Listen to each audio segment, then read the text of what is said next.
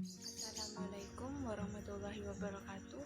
Perkenalkan, nama saya Ria Destin Ufi Herlina, NIM 18032110028. Di sini saya akan menjelaskan mini riset yang saya lakukan tentang usaha tempe Super Cak Udi yang berada di Jalan Teja Timur, Kecamatan Pamekasan, Kabupaten Pamekasan.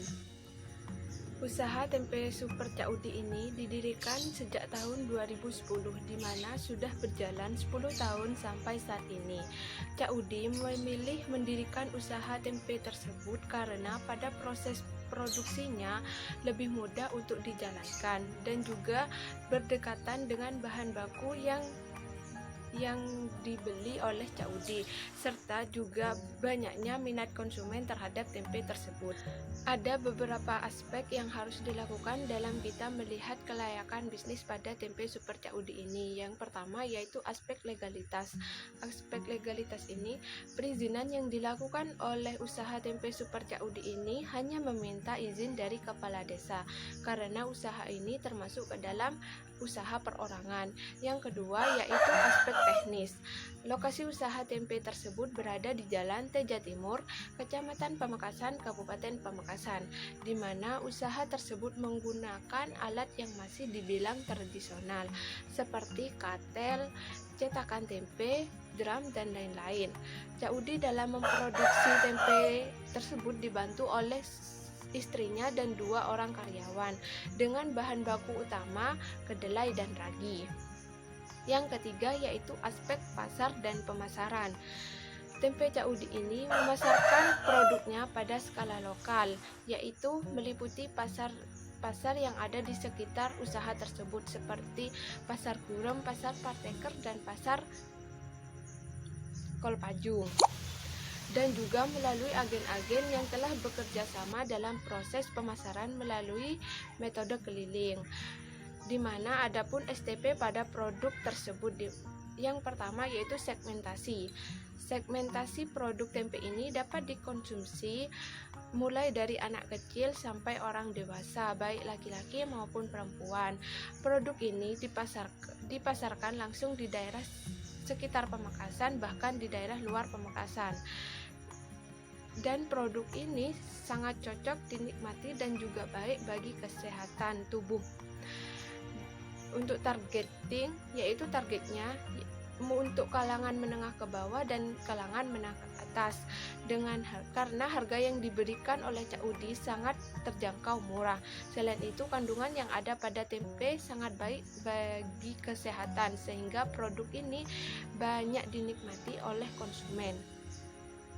Yang ketiga yaitu posisi pada produk tempe Cak Udi ini sudah banyak dikenal oleh pedagang maupun konsumen, sehingga sudah mempunyai langganan untuk tiap harinya, dan juga sudah mempunyai label yang sudah digunakan oleh Cak Udi.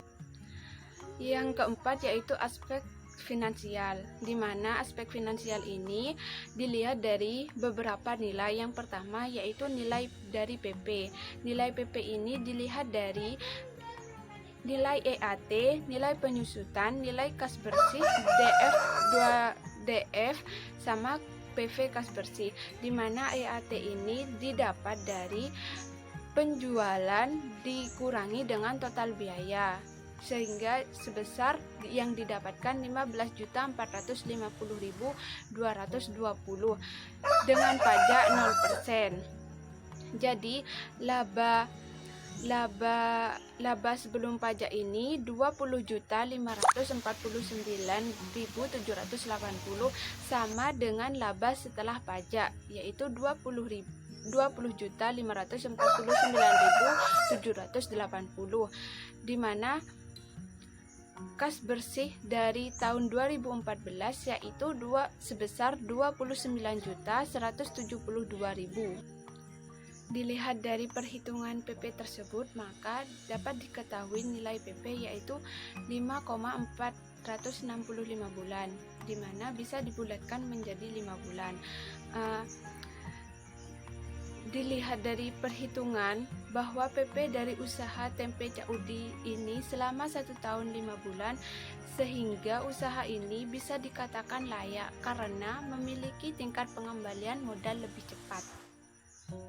Selanjutnya yaitu nilai ARR, di mana dari perhitungan nilai ARR tersebut dapat diketahui bahwa perolehan nilai ARR ini sebesar 26,69%. Dapat diartikan bahwa usaha tempe Super Cak Udi ini layak karena nilai ARR lebih tinggi daripada tingkat suku bunga yang diberikan. Selanjutnya yaitu nilai NPV, di mana nilai NPV ini total PV kas bersih min total PV investasi, yaitu sebesar 50.686.080. Berdasarkan hasil NPV di atas sebesar 50.686.080, artinya usaha tempe Cak Udi ini dikatakan layak karena sesuai dengan kriteria nilai NPV lebih dari 0 atau bernilai positif. Selanjutnya yaitu nilai IRR, di mana nilai IRR tersebut didapatkan sebesar 58,45 atau dibulatkan menjadi 60%. Jadi IRR lebih besar dari bunga pinjaman, maka usaha tersebut dikatakan layak atau diterima. Yang kedua yaitu dari nilai PI.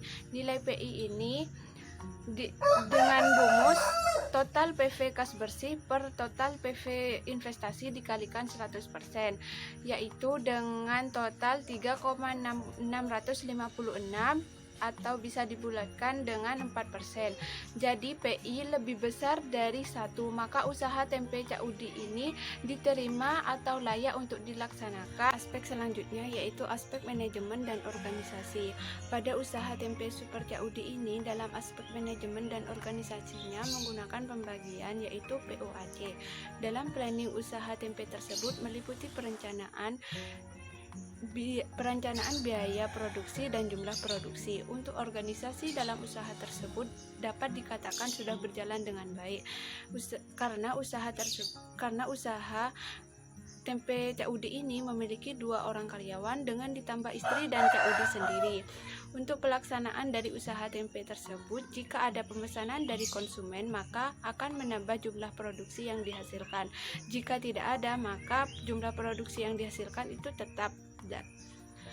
Dalam pengawasan yang dilakukan usaha tersebut, mulai dari bahan baku yang digunakan dan juga pengawasan dari proses produksinya. Aspek yang terakhir yaitu aspek AMDAL. Dalam aspek AMDAL ini, limbah yang dihasilkan dari proses produksi tempe tersebut yaitu berupa limbah padat dan limbah cair, di mana yang dihasilkan dari proses perebusan dan perendaman tempe dibuang langsung ke sungai.